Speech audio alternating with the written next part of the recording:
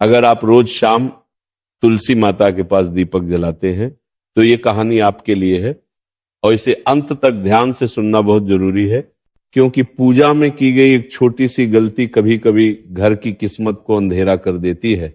हमारी भारतीय संस्कृति में तुलसी को केवल एक पौधा नहीं माना गया, बल्कि उसे लक्ष्मी स्वरूपा देवी, परिवार की रक्षा करने वाली माता शक्ति और भगवान विष्णु की सबसे प्रिय माना गया है। जिस घर में तुलसी माता का वास हो वहां से नकारात्मकता दूर रहती है और धन अन्न की कमी नहीं होती। लेकिन अगर पूजा में कुछ गलत हो जाए, चाहे वो अनजाने में ही क्यों ना हो, तो वही तुलसी माता जो आशीर्वाद देती हैं जीवन में संकट भी ला सकती हैं। ये कहानी शर्मा परिवार की है। एक सामान्य खुशमिजाज मध्यम वर्गीय परिवार, पति पत्नी, 2 प्यारे बच्चे, छोटा सा बिजनेस, सब ठीक चल रहा था। उनके घर के आंगन में एक सुंदर तुलसी चौरा था जिसे वे रोज जल चढ़ाते थे और शाम होते ही श्रद्धा भाव से दीपक भी जलाते थे। उन्हें लगता था कि पूजा हो रही है तो सुख समृद्धि की कोई कमी नहीं होगी। लेकिन समय ने करवट बदली और घर में धीरे धीरे अजीब अजीब समस्याएं जन्म लेने लगी।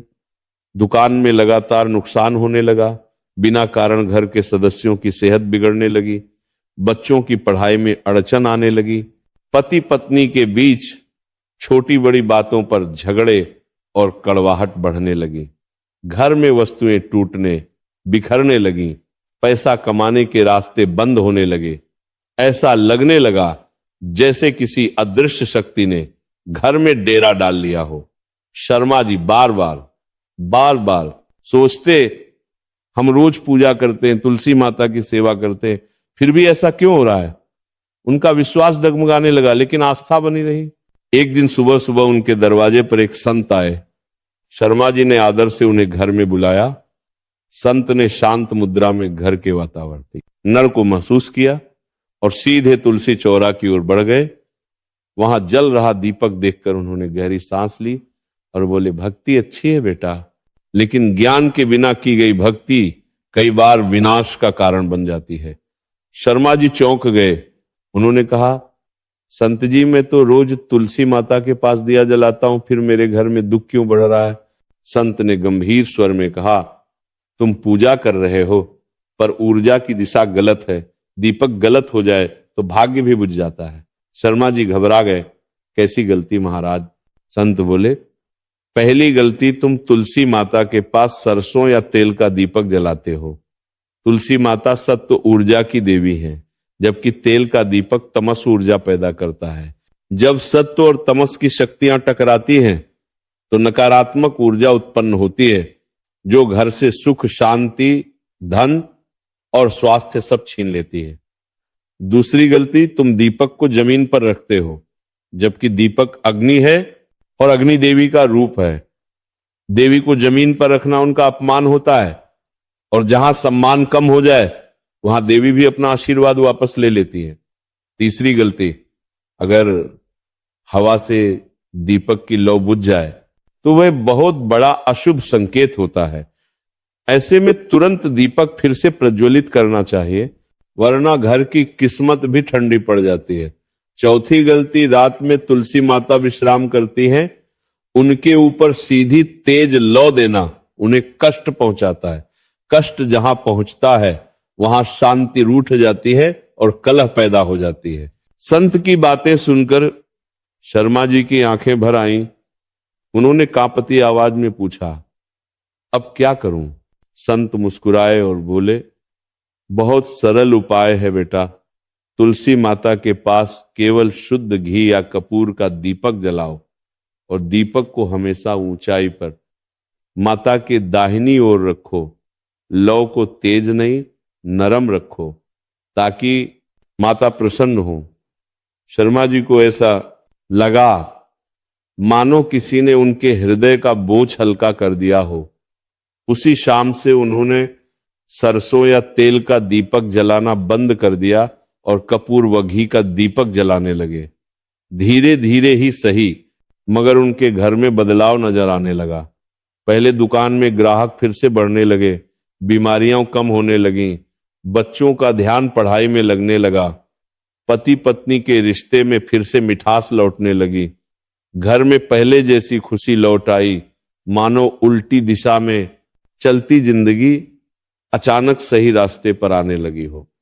शर्मा जी को समझ आ गया कि पूजा की शक्ति तभी काम करती है जब नियमों का पालन हो और देवी का सम्मान हो, क्योंकि अगर श्रद्धा हो लेकिन नियम गलत तो भक्ति भी दुख बन सकती है। आपसे एक छोटा सा निवेदन है, कमेंट में लिखिए जय तुलसी माता, ताकि इस वीडियो की सकारात्मक ऊर्जा आपके घर तक पहुंचे और आपका जीवन भी प्रकाशमय बन जाए। यदि इस वीडियो ने आपको ज्ञान दिया, आंखें खोली और घर की सुरक्षा के बारे में बताया, तो वीडियो को लाइक करें, चैनल को सब्सक्राइब करें और बेल आइकॉन दबाएं, ताकि धर्म, शास्त्र और विश्वास से जुड़े ऐसे रहस्य सबसे पहले आप तक पहुंचते रहें। हर घर में तुलसी माता का आशीर्वाद बना रहे, आपके घर में कभी अंधेरा न उतरे, कभी दरिद्रता की छाया न पड़े। बस यही प्रार्थना है। जय तुलसी माता। बिस्तर पर बैठकर भोजन करने से क्या होता है? यमराज ने चित्रगुप्त को जो रहस्य बताया था वो सुनकर आपके भी रोंगटे खड़े हो जाएंगे। तो चलिए जानते हैं कि मनुष्य को बिस्तर पर बैठकर भोजन क्यों नहीं करना चाहिए। एक बार यमलोक में यमराज अपने सभागार में सिंहासन पर विराजमान थे और उनके समीप चित्रगुप्त बैठकर विनम्रता पूर्वक बात कर रहे थे। वार्तालाप के दौरान चित्रगुप्त ने यमराज से जिज्ञासा प्रकट की, हे प्रभु, कृपा करके मेरी कुछ शंकाओं का समाधान कीजिए। मनुष्य को भोजन किस प्रकार से करना चाहिए? भोजन करने के लिए उचित दिशा और स्थान कौन सा है? किन स्थान पर बैठकर भोजन नहीं करना चाहिए? भोजन से पूर्व क्या करना चाहिए और भोजन के बाद क्या करना चाहिए? किसके घर का भोजन नहीं करना चाहिए? किन स्थान पर बैठकर भोजन करने से आयु कम होती है? कृपया करके मेरे इन सभी प्रश्नों का उत्तर दीजिए। यमराज मुस्कुराए और चित्रगुप्त को उत्तर देते हुए बोले, हे चित्रगुप्त, तुमने बहुत उचित प्रश्न पूछे हैं। वास्तव में इन सभी प्रश्नों का उत्तर मनुष्य के आचार व्यवहार और उसकी आदतों में छिपा होता है। जैसा आचरण मनुष्य करता है वैसा ही फल उसे भोगना पड़ता है। अच्छे आचरण से सुख और दीर्घायु प्राप्त होती है, वहीं अनुचित आदतों के कारण दुख और अकाल मृत्यु तक हो सकती है। मनुष्य को भोजन करते समय शास्त्रों के नियमों का पालन अवश्य करना चाहिए। जो भी मनुष्य शास्त्रों के नियमों का पालन करते हुए भोजन ग्रहण करता है वो निश्चित ही दीर्घायु होता है। उसका शरीर रोग और व्याधियों से दूर रहता है, उसके शरीर में पाप वास नहीं करते हैं। इसीलिए भोजन करते समय मनुष्य को दिशा, स्थान, समय और उम्र का ध्यान अवश्य रखना चाहिए।